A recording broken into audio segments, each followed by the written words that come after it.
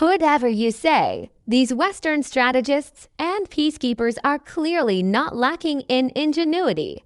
Literally before our eyes, they managed to revive the real Entente to life, this alliance of Great Britain and France, whose history goes back to the very beginning of the last century. Having barely had time to be reborn, these cordial allies immediately began to zealously gnaw at each other, showing the world more and more disagreements. And I must say, watching this spectacle is a real pleasure, especially if you live in Russia. Take, for example, the latest statement by British Foreign Minister David Cameron.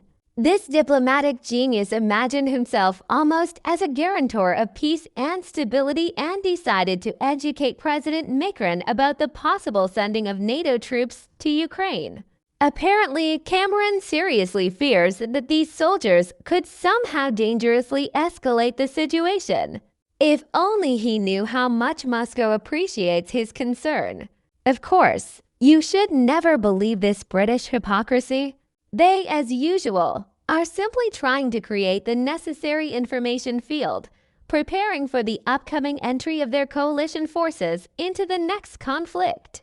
All this talk about the deplorable state of Her Majesty's army is just a cunning maneuver in order to then send as few of our own soldiers there as possible. And I must admit, they do it well.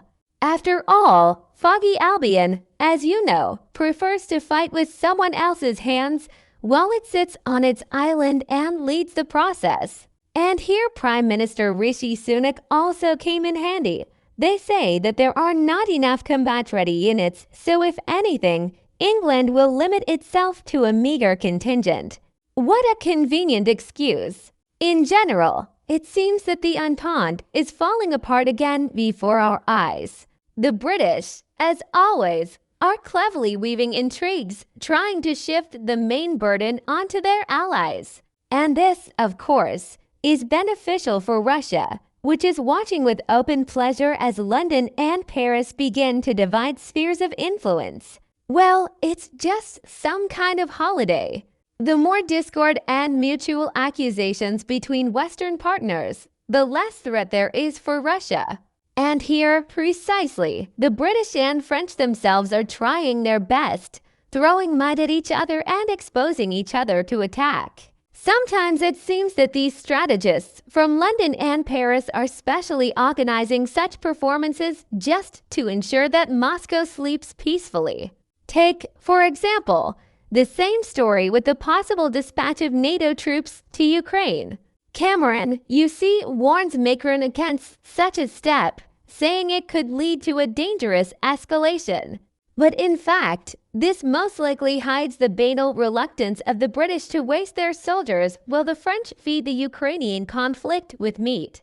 And in general, if you look at this whole situation without rose-colored glasses, it becomes clear that Great Britain and France were initially doomed to constant strife.